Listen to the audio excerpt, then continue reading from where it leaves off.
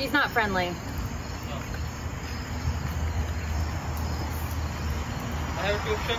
No, don't come close. She's not friendly. Okay, so obviously there's a lot of text over that. I'll read the text as we go here. So she's sitting here on her porch, right?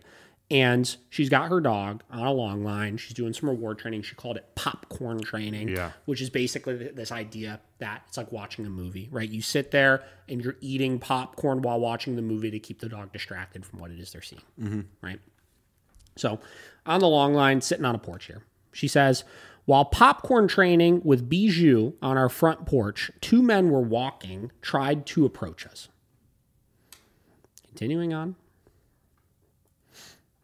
She saw them coming and switched from low-value food, kibble, to high-value food, Buddy Butters. Buddy Butters. It's fine. Nothing wrong with that. Continuing on here.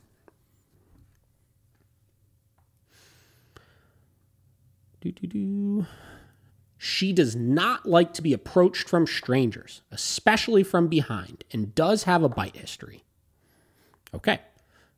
Nobody's really approaching her from behind. You're sitting on a stoop, staring out towards the world right now. Then she says,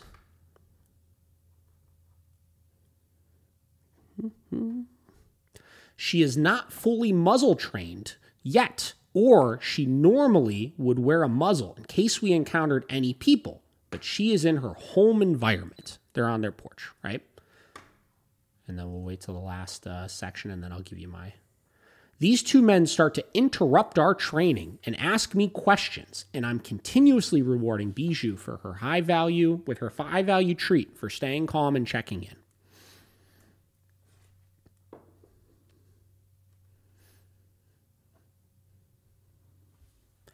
This is where I have to step in and advocate for space for my dog.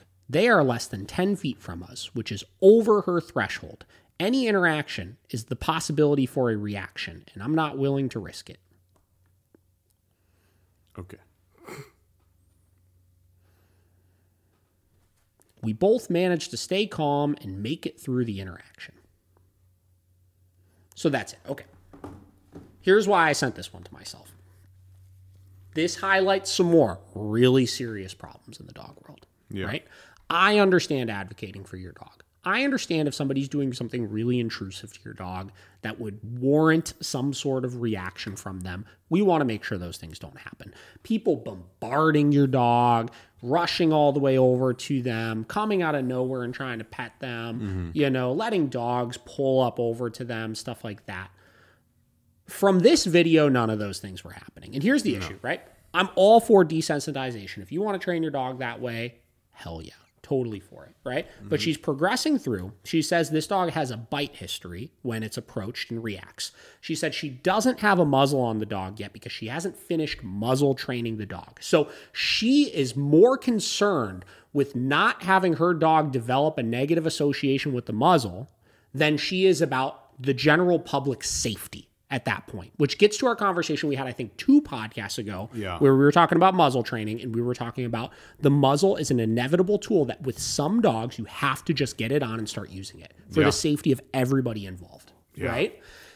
Because she doesn't have a muzzle on this dog, and the people aren't doing anything that intrusive. You could hear them in the background saying, excuse me, but she's saying they were like closer than 10 feet to her. I could see 10 feet around her in that video. They were further than that. And they were just literally, all you hear them say is, excuse me, right? They were about to ask her a question, and her default response is just, she's not friendly. Yeah. Like, yeah, straight up. Like, I struggle with this one a little bit because there's definitely situations I've told people, get the fuck away from my dog, that are being assholes towards my dog. Yeah. But this is, where do you draw the line of like, I'm not even looking at your dog right now. Yeah. Like, what do you mean? She's not friendly. Okay. Like, what do you want me to do then? Like, I'm trying to ask you a question right now, and your default is, she's not friendly. No, she's not friendly. Don't get any closer. She'll bite, right? Like, I'm not even close to your dog.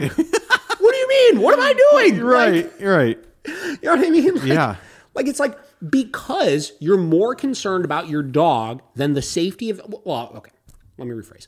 okay, she's concerned about the safety of the other people, which is why she's going, excuse me, excuse me, excuse me. But it sounds like she's a lot more concerned with her dog not going over threshold and having a bad experience than she is truly caring about the person's safety. Because if she cared about the person's safety and more about the dog, in that moment, if she really thought there was a risk, that long line, she would have grabbed much shorter to ensure if the dog did lunge, it couldn't get all the way to the dog. She absolutely didn't do that. I guarantee you there was more than 10 feet of slack in that leash where if that dog did try to lunge at that person, it would have bit them, but it might have caused a bad experience to the dog. Just like putting a muzzle on them. So I couldn't do that. I'm just going to make it this guy's fucking problem and say, you're not allowed to talk to me because I don't have enough control over my dog, but I'm not about to put in place safety protocols to protect you because it might cause the dog to have a bad experience, which is the fucking fallacy with force-free training just in general. Yeah. Is that it's on the dog's terms. If I don't pump my dog full of buddy butter,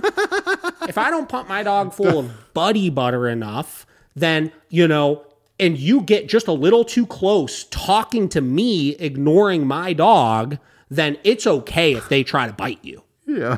Like, get the fuck out of it. You know, like... Jesus. I don't think this video stirred me up as much as it's stirring me up now that I'm saying it out loud the first time that I saw it. But it's still just like, it feels a little ridiculous. Yeah, I mean... It feels a little ridiculous. It's just like... Tell your dog not to lunge at people. You know what I mean? Put a fucking muzzle on your dog if you really think your dog is going to bite somebody that's fucking 12 feet away from them. Yeah. I mean, she's doing literally anything and everything to get around what she should be doing. To me. I don't know. Jesus fucking Christ. Like, what is the dog supposed to learn out of that? Well, listen, I mean, we could argue she's desensitizing the dog to people approaching. And frankly, the dog at no point in that video looked like it was going to lunge at the person. No, it looked like it noticed the person, but she was doing a good job of keeping the dog's attention on her. Yeah. But the problem is, again, should I have to pump my dog full of this buddy butter to keep their attention on me to get them to not lunge at a person?